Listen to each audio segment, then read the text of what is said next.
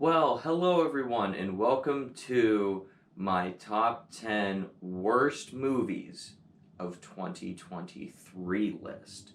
Yes, this is the beginning of my, usual annual end of the year list where I do my top 10 worst, top 10 best, and then most anticipated films of 2024.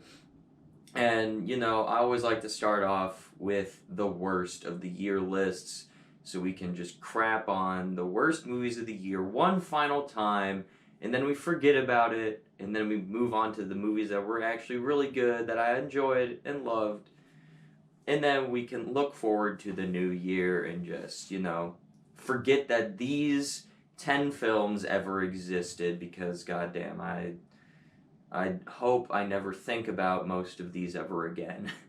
Also, before I get started with my list, I just want to make it clear this is just my top 10 worst of the year. Now, I say worst, this is pretty much just my least favorite of the year. Looking at my list, well, no, none of these films could be merited as being a good film. I just didn't enjoy. They all suck. So that I guess, yeah, these are just the movies I hated the most. If there's a movie that sucked this year that didn't make this list, I might have just not hated it as much as these. But yeah, that's essentially why it didn't make this list. Is that I just hated these movies more, or I just didn't see it. I did see. Well, not yet, but looking forward is what movies I will have watched by the end of the year. I will have seen over 150 movies this year. So making either one of my top tens is a pretty impressive feat as far as I'm concerned. So yeah. So these are the worst of the worst films that I saw this year.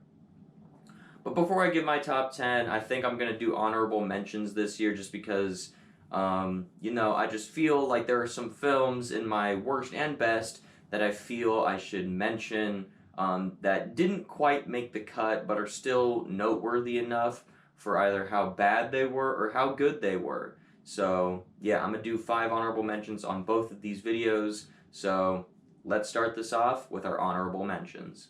Well, these ones are more of like dishonorable mentions. So, dishonorable mention number 1 is going to be The Meg 2.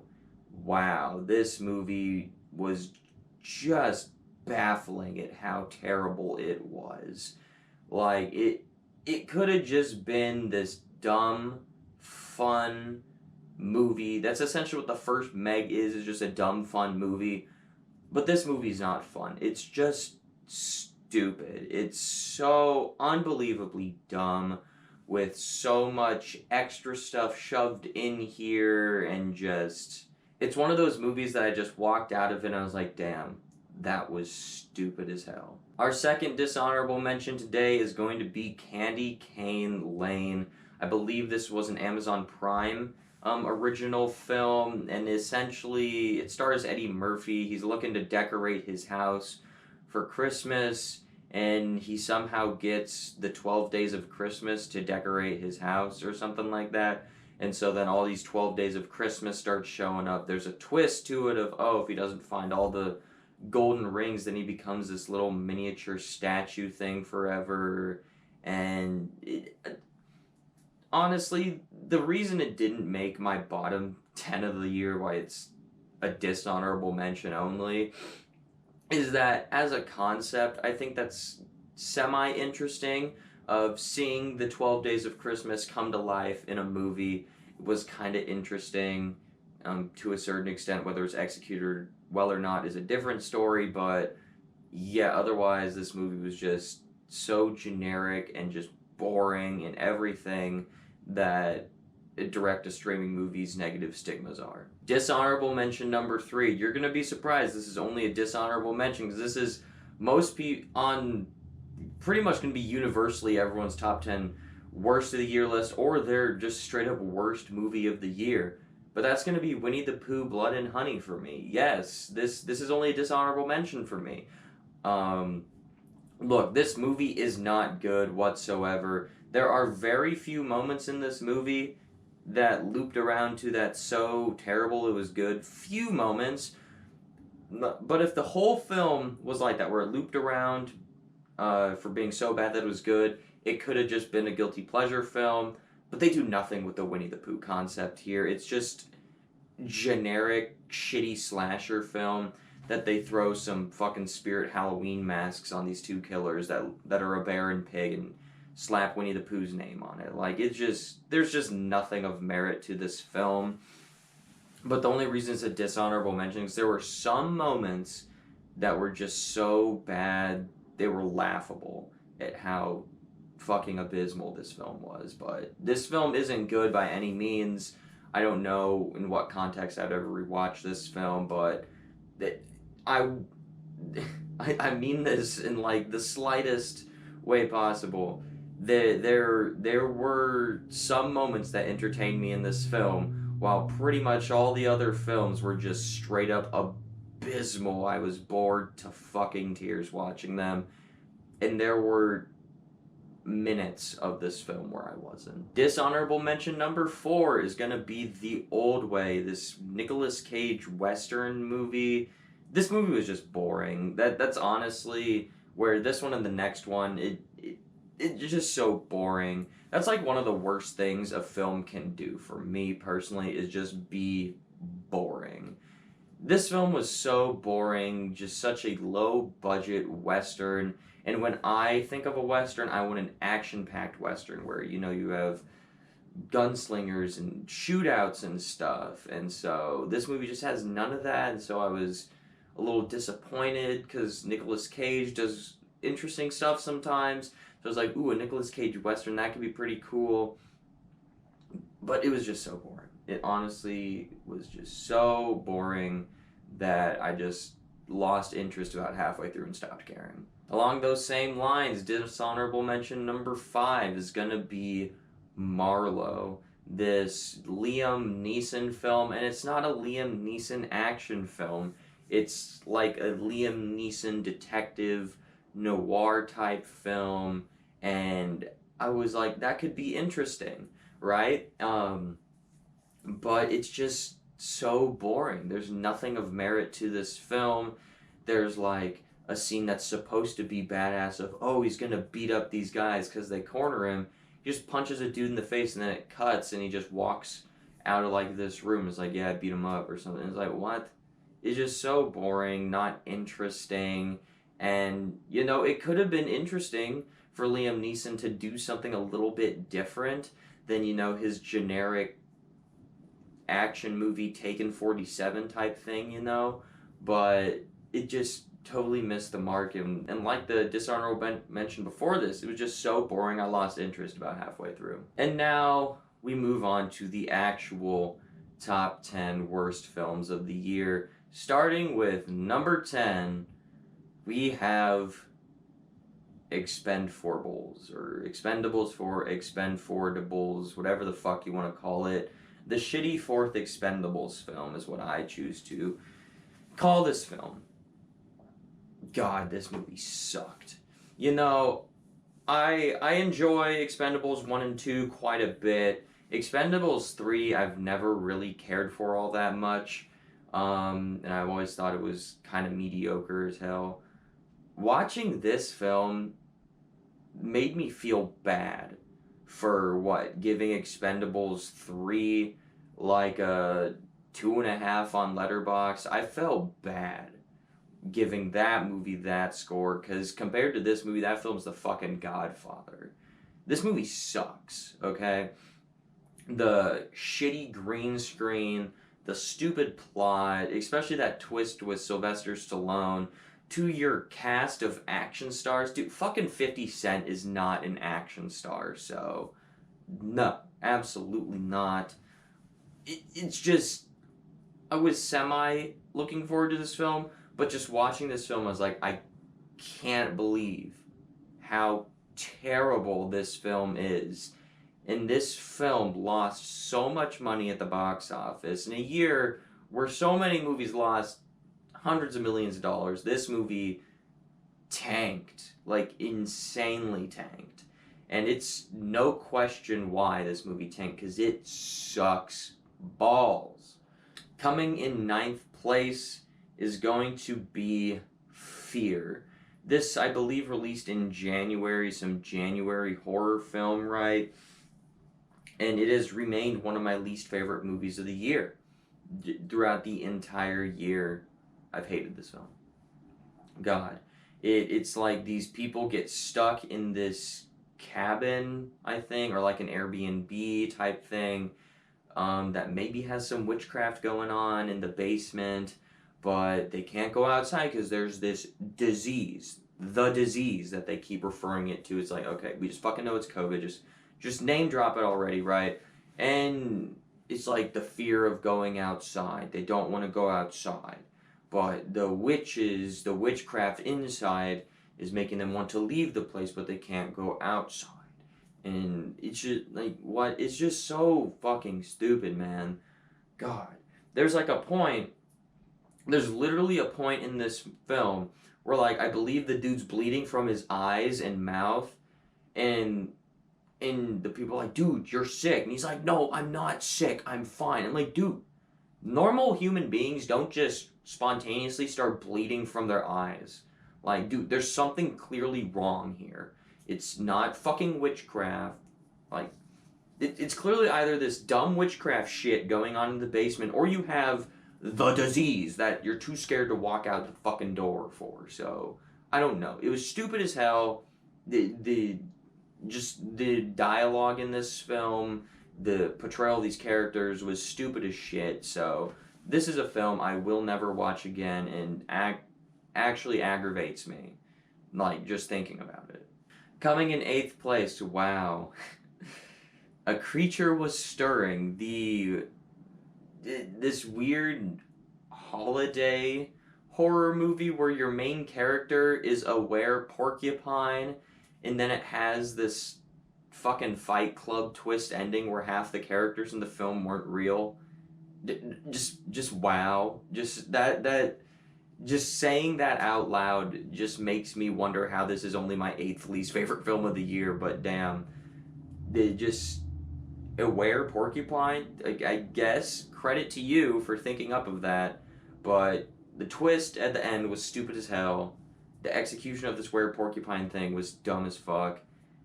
Stupid, low budget, direct to streaming trash. Just like, I don't know what we're doing with this film. I was actively, like, this is a film that bored me. Like, I was just so bored and baffled. I was baffled at all the creative choices in this film. Because each one was actively worse than the one that came before it. Aware Porcupine, semi-interesting, execution terrible. Your storytelling, worse than that. Your twist ending, worse than that, and damn near fucking made this the worst film of the year. Like, that twist ending is so abysmal. Like, no breadcrumbs setting that thing up. It just comes out of nowhere just to try and do a last, aha, bet you didn't see that coming. No, I didn't see that coming. Like, absolutely didn't, because you don't set it up. That's not how you do a twist. So, yeah, if you're bored and you want to watch something on streaming services, I would steer clear from this one. Coming in 7th place is going to be some movie I bet a lot of people watched. It's called House Party. Came out in January, I believe. Supposed to be this comedy about two guys that clean LeBron James's house, but then throw a party in it. Like, it just not fun. It's supposed to be a comedy. It's just not funny at all. I didn't laugh a single time. It was, and it's not even like humor that just wasn't funny. It was humor that made me cringe. Like, it's painful. So painfully unfunny. Like, I felt physical pain watching this film because of how unfunny it was.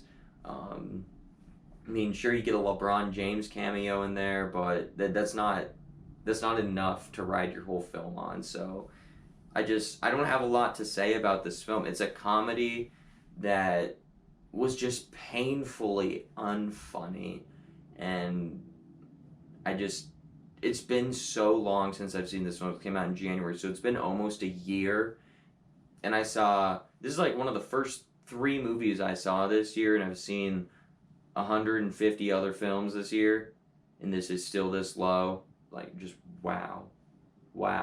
Coming in 5th place is going to be a streaming film called Till Death Do Us Part. This is kind of like your low budget ripoff of Ready or Not, and it's nowhere near as good. Essentially, this bride runs away from her wedding, and then the groomsmen come to kill her or something like that. It just what are we doing? Like,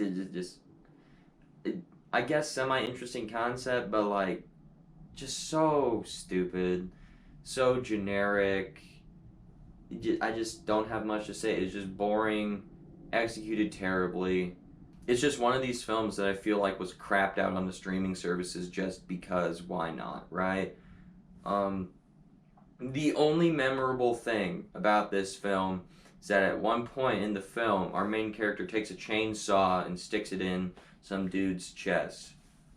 Sure, I guess that's interesting. I like chainsaws. I like when they kill people, but not in this film. Coming in 5th place is going to be Mary Had a Little Lamb. What the fuck?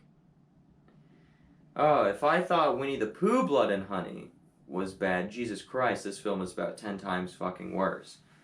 It's essentially the exact same shit as Winnie the Pooh, but worse, if you can fathom it. Yeah, I don't. It's literally what that is. It's doing the exact same shtick as the Winnie the Pooh Blood and Honey, but way worse, in my opinion. I'd watch Winnie the Pooh Blood and Honey 10 times before I hopefully ever thought that this film ever existed again. I mean, your lamb mask is weird. The fact that, like, your main character birthed this lamb, I believe, is this lamb-human hybrid thing. Like, what the fuck, dude? I don't know. I literally don't know why this film exists. Just no. No, we're moving on to the next one. Coming in 4th place is going to be your directed streaming shark film of the year that sucked. The Black Demon. Essentially, it's direct-to-streaming shitty shark movie. That's what it is. I don't know why I keep checking these out every year.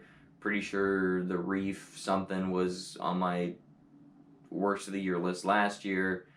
And this one also is a shitty direct-to-streaming shark movie. I mean, See, the sad part about this one is, even though I'm pretty sure it's direct-to-streaming, I think I saw this one in theaters. Like, it had, like, a limited release in theaters, and I went to go see it, so that's pretty depressing that I paid extra money, besides, like, the $2 you'd pay on streaming to see this. I probably paid, like, $5 to go see this film. That's depressing. And now we come to our top 3, or the bottom 3 of the year. All 3 of these films, these are the 3 films this year I gave half a star to on Letterboxd. Half a star out of 5 stars on Letterboxd. That's as low as you can go, unfortunately. These are the worst of the worst films I've seen this year. I despise all of them. But coming in 3rd place is going to be Children of the Corn. Now, I don't even really like the original Children of the Corn film, and so a new one that apparently had its world premiere 3 years ago, and it was so bad they just decided they weren't going to show it to anyone else for 3 years, kind of says about how shitty your film is. Then you just kind of silently release it without saying anything about it. Ugh, and I went to go see this in theaters. Fuck me, dude. But God, I don't care for Children of the Corn at all, and this is about as shitty of a way that you could do it. As well as, like, what there's the He Who Walks Behind the Rose, you said to show that, and it's this cornstalk Groot looking motherfucker. Like, what are we doing? Like, literally, what are we doing? Abysmal. Like, so abysmally bad. But there are 2 films I hated more. Our runner-up for worst film of the year is going to be The Flood. This is essentially, let's just call it a direct-to-streaming shitty shark movie, but instead of sharks you have crocodiles. yeah, I mean, within 10 minutes of starting this film, I was like, oh god, what did I get myself into? This is, like, literally, first 10 minutes, I could have told you this was going to be on my top 10 worst of the year list. No merit to this film. Is the only thing that distinguishes this film from shitty shark films on streaming services is the fact that it's a crocodile instead. That's your only differing factor. Terrible characters, terrible execution, stupid as fuck story, just all around an abysmal film that I have zero positive things to say about.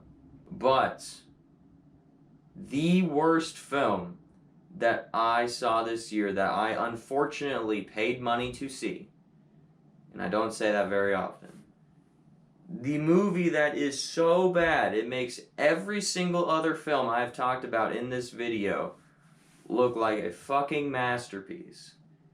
The movie that deserves the shit-colored trophy for 2023's worst movie of the year is Sloth House. I fucking hate this film. This is one of the worst films I have ever subjected myself to watch in my entire life.